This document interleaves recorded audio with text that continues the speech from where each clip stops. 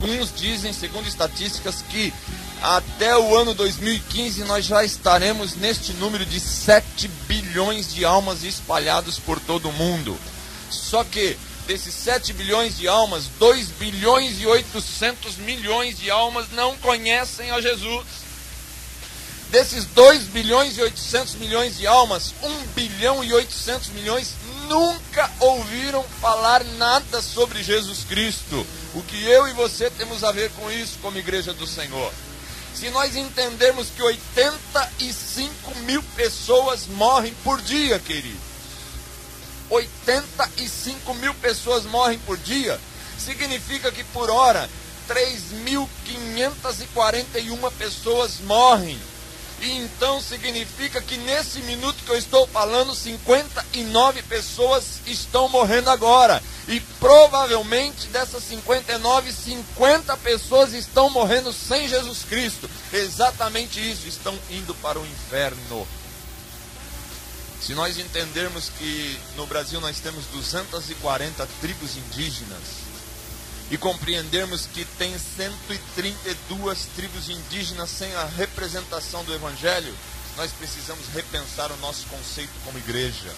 Se nós entendermos que só no sertão nordestino, pegando os 9 estados, só no sertão nordestino existem mais de 25 mil povoados sem a presença, sem o testemunho do Evangelho, querido. O que eu e você temos a ver com isso?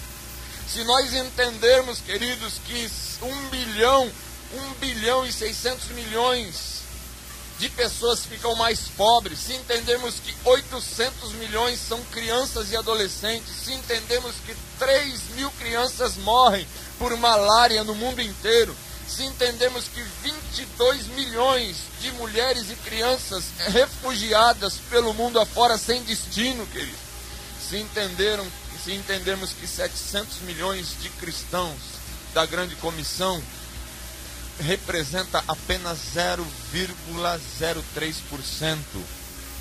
Se entendermos, queridos, que existem apenas 56 mil missionários no mundo inteiro, se entendermos que o Brasil, uma nação que se diz evangélica, uma nação que se diz com 18 milhões de evangélicos, uma nação que para alguns mais otimistas se diz 25 milhões de evangélicos, nós temos que repensar o nosso conceito, nós temos que compreender e entender que precisamos da urgência de fazer a obra missionária, porque o Brasil na realidade tem somente 2.860 missionários no campo transcultural.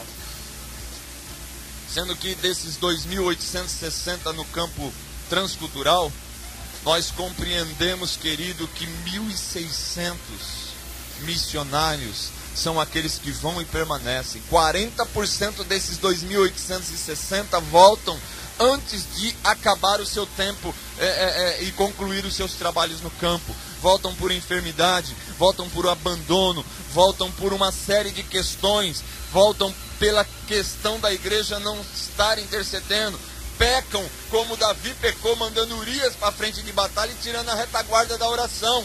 Mandamos os missionários para a frente de batalha e tiramos a retaguarda de oração. Aí não há quem suporte no campo missionário. Então vem a minha pergunta: por que a igreja deve fazer missões? Por causa desta tamanha necessidade. Mas tem alguns outros fatores que a igreja deve fazer missões e eu quero que você pense comigo. Primeiro, a igreja deve fazer missões porque Deus é missionário, porque Jesus Cristo é missionário, porque o seu Espírito Santo é missionário. E então, Deus sendo missionário, Jesus sendo missionário, o seu Espírito sendo missionário, a sua palavra, as Escrituras Sagradas, é uma palavra missionária. Quando eu olho para Gênesis capítulo 3 e versículo de número 9, querido, eu vejo aí um princípio missiológico de Deus. Mas chamou o Senhor Deus ao homem e lhe perguntou: onde estás? é Deus na sua santidade em procura do homem perdido. Adão tinha acabado de pecar, Adão tinha acabado de desobedecer a Deus. Adão na realidade estava agora distante de Deus, mas Deus pela sua misericórdia e graça vem a Adão procurando Adão.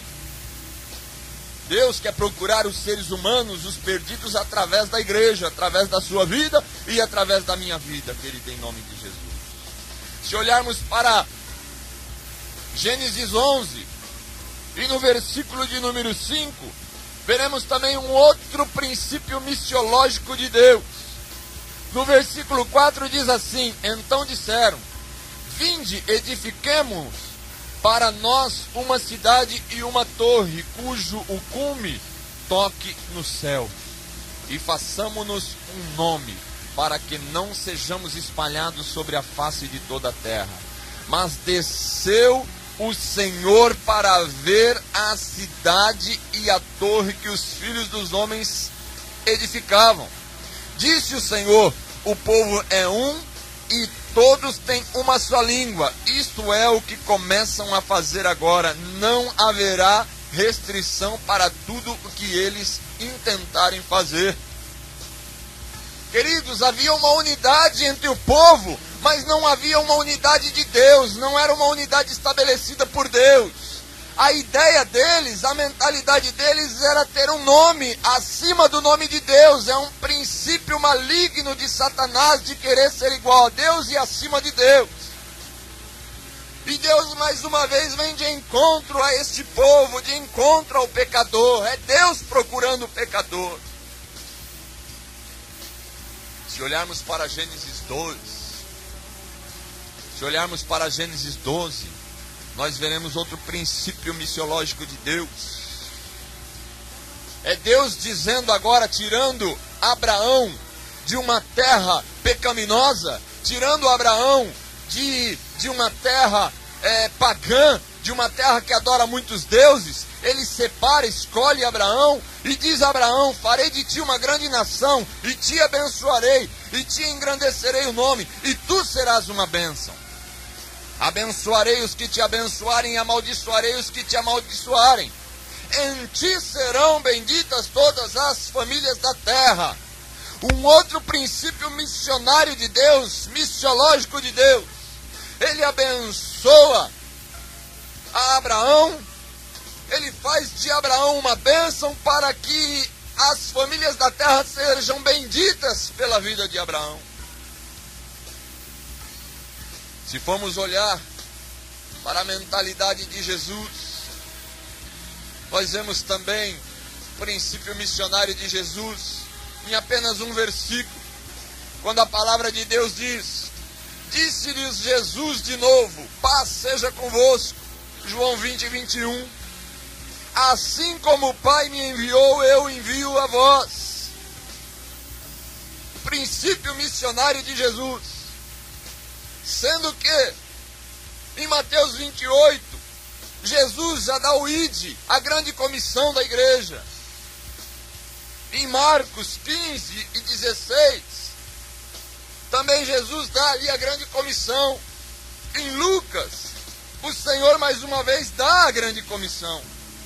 E eu fico me perguntando juntamente com você, qual é a função da igreja na face da terra e por que a igreja deve fazer missões? Quer ver um Espírito Santo missionário? Você simplesmente olhe comigo. Atos 1:8. Mas recebereis poder ao descer sobre vós o Espírito Santo, e sereis minhas testemunhas, tanto em Jerusalém como em toda a Judéia e Samaria e até os confins da terra. O povo necessitava do Espírito Santo de Deus para ser testemunha, para ter uma visão missionária. Quer ver Atos 13? Atos 13 diz assim: servindo eles ao Senhor, versículo 2, e jejuando, disse o Espírito Santo, apartai-me a Barnabé e a Saulo para a obra que os tenho chamado. Versículo 4, assim estes, enviados pelo Espírito Santo, desceram a Seleucia e navegaram para Chipre. O Espírito de Deus também é missionário. Por esta razão, querido, que esse livro maravilhoso chamado a Bíblia Sagrada, as Escrituras Sagradas, é um livro missionário.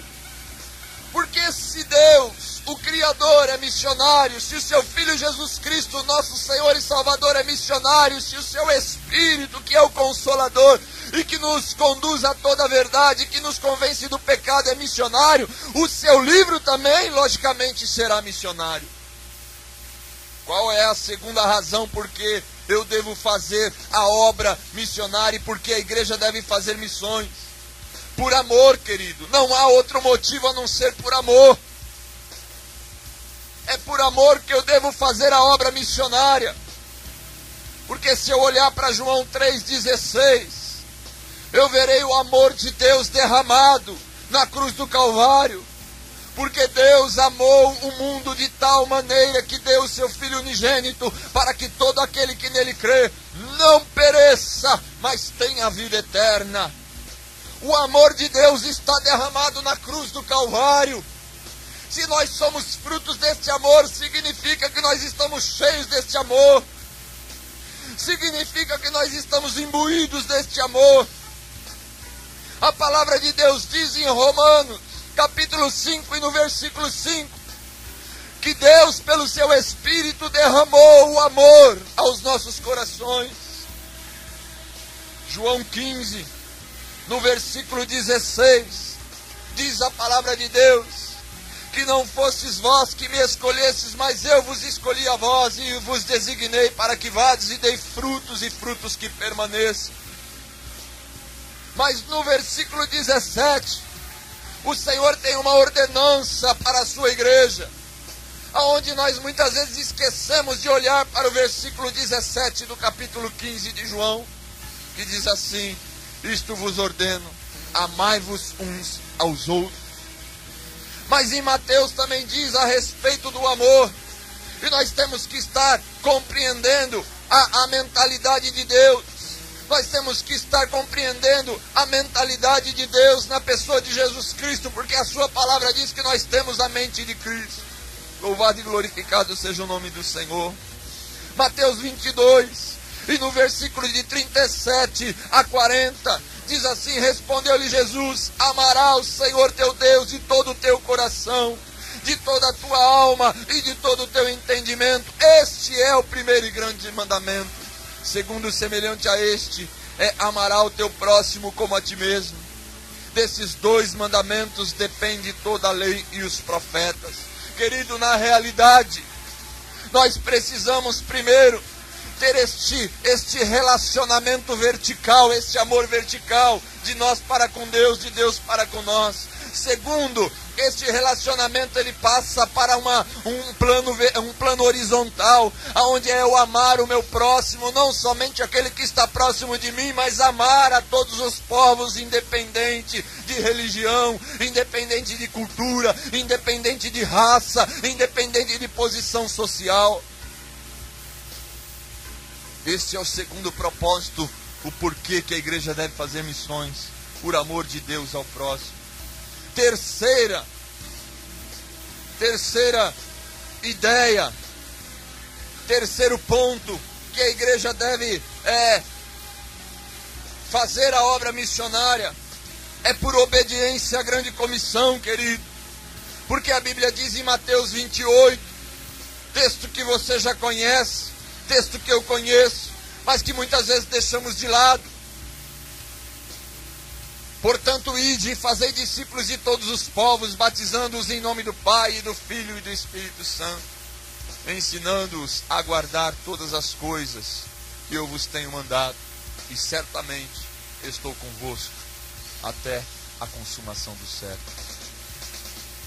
Nós temos que entender, querido, que os vocábulos ir, batizar e ensinar são todos particípios de um que se deriva a força do verbo controlador fazer discípulos. Então a ideia de Jesus é que nós façamos discípulos. Só pregar o evangelho não basta, precisamos discipular as pessoas para que elas sejam ensinadas a ter uma vida e obedecer e cumprir tudo aquilo que Jesus ensinou.